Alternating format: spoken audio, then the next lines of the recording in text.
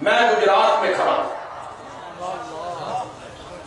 خطیب اسلام پیر طریقت حضرت سید عنایت اللہ شاہ بخاری رحمۃ اللہ علیہ کے شہر میں کھڑا ہوں۔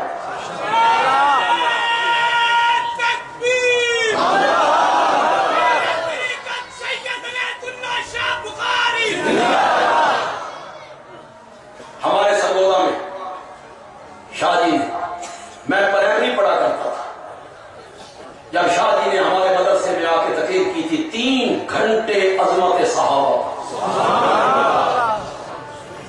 خدا گواہ ہے میرے دل میں عظمت صحابہ کے بیان کرنے کا جو جذبہ پیدا ہوا وہ حضرت سید عنایت اللہ شاہ بخاری کی اسی تقریر کی وجہ سے۔ یہ سارا سوال انہیں ملے، انہی کی اس تقریر نے میرے اندر کو بدل کے رکھ دی۔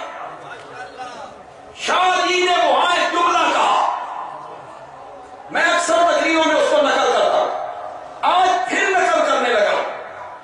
سمجھدار لوگ صاحب فہم و ذکا میرے سامنے، میں بات کو پورا کروں، پورا کرنے سے پہلے آپ سمجھ جائیں میں کہنا کیا چاہتا ہوں۔ کیا خیال ہے؟ شاہ جی نے اس تقریر میں فرمایا صحابہ کے معاملے میں گندی مکھی نہیں بننا، شہد کی مکھی بننا ہے۔ گندی مکھی، شاہ جی کا مقولہ دہراؤ یار سارے، صحابہ کے معاملے میں شہد کی مکھی بننا ہے۔